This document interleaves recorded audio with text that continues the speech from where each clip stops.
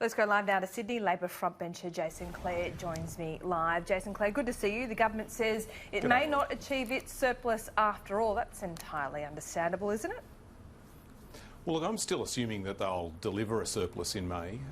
They said back in December that they'd deliver a $5 billion surplus. Now they've allocated $2 billion over 2 years to the bushfire recovery.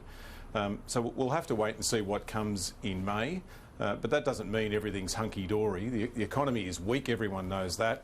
Interest rates are at emergency levels, wages are flat, confidence is down, and the disaster of the bushfire just makes this worse. There's no doubt about that. Yes, certainly it does, and yes, a $2 billion figure put on it, but that doesn't take into account the loss of productivity, businesses, small businesses, for example, not trading at all. So does Labor accept that it is now the bushfire crisis will make it difficult to achieve that surplus? Do you give them a bit of leeway? Well, what the government should be doing is taking the action necessary to help businesses get back on their feet. That's why we've welcomed the initiatives to help businesses in those fire-affected areas to either get grants or loans to help them get through what is an extraordinarily difficult period of time.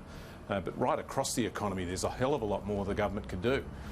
You've got the business community today in the newspapers calling for tax incentives to help encourage business to invest more. Business investment is down about 20% since this government came to office 6 years ago. So you've got business today saying if you want to turbocharge the economy, then give us more incentives to invest. We support that. We called for that at the last election. That's the sort of thing the government could do if it wants to get the economy growing stronger than it is at the moment. And climate change is, of course, a hot topic at the moment. How long is Labor going to be without a climate change policy? Well, we'll take a strong policy on climate change action to the next election. We always have. We're the only party of government that Jason takes Clare, this it's a bit seriously. Rich at the moment, surely, for you to be calling on the government to do more when the general public doesn't know what Labor's goal is. Oh, look, I don't think that's fair, Laura. We lost the last election. So you lose an election, your job is to hold the government to account and keep them honest. This is the Liberal Party and the National Parties are the government at the moment. They're the only ones that can put in place policies to cut our emissions. And what we're saying to the government is, look, see what's happened over the last few weeks and months in Australia. People can see it, they can smell it. They know that climate change is affecting our country, our planet and our economy, and you should be taking more action than you already are at the moment to reduce our emissions. This whole idea of using Kyoto credits just to tick a box and say that they've cut emissions consistent with Paris, I don't think that meets the pub test. And look, Laura, if the government really wants to sign a trade agreement with the EU, then I suspect the Europeans are going to force the government to take this seriously and take action to make sure that they actually do cut emissions by 26 to 28%, if not by more. But you want the government to do more. You argue the science is settled. The trajectories are pretty obvious and stable. Labor's reason for not setting a target at the moment seems to be a political one and nothing more. No, I don't think that's fair either. You talked about trajectory. Well, the trajectory at the moment is pretty flat. The government aren't cutting emissions by much at all. So why can't you base your emissions reduction target on those trajectories, on the settled science, on where we're at the moment? Well, what Albo said over the weekend, I think he said it in a Sky News interview with Andrew Clennell, is that the trajectory, how hard and fast you have to cut emissions, depends on how much this government has cut emissions by the time of the next election, 2022.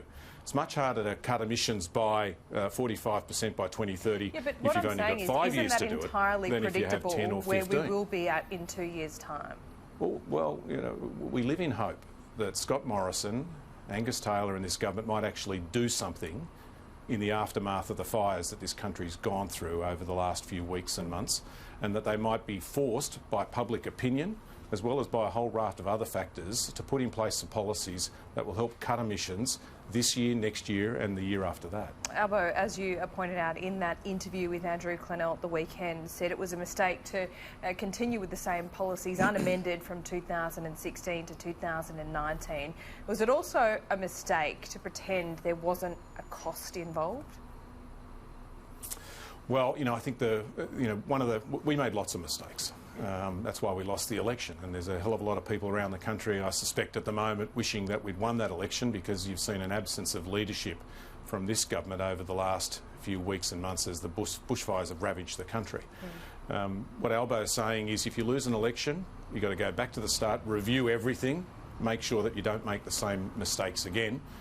We want to win the next election, because we think that the Australian people deserve better leadership than they're getting at the moment. Now, in order to do that, we've got to make sure that we put in place the right policies that are properly costed, that meet all of those, all of the things that you would expect a responsible opposition to do ahead of an election. OK, we look forward to that detail. Just finally, Labor is calling for Bridget McKenzie's head. Why? When this is something that previous governments, even Labor governments, have been guilty of in the past. Well, when previous ministers have done this, they got the sack. And this is dodgy as all hell. You've got an Audit Office report, Laura, which says that we don't know whether the minister had legal authority to even do this. You've got a smoking gun in the form of a colour-coded document from the minister's office proving that they were allocating the money based on marginal seats. You've got allegations raised on Channel 10 last night that a senior person in the Prime Minister's office was involved in making sure the money was allocated to places based on the seats they wanted to win at the election. That helps explain, I think, that the if that's sacking right, should go further than Bridget McKenzie then? Should it be into the Prime Minister's office? Well, I think this explains why the Prime Minister won't sack Bridget McKenzie. Because if what Peter Van Onselen said on Channel 10 last night is right, then the Prime Minister's office are up to their armpits in this.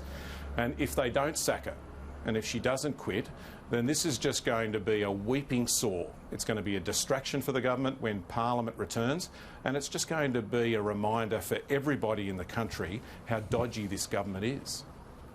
Jason Clare, we will leave it there. Thanks so much for your time this morning. Thanks, Laura.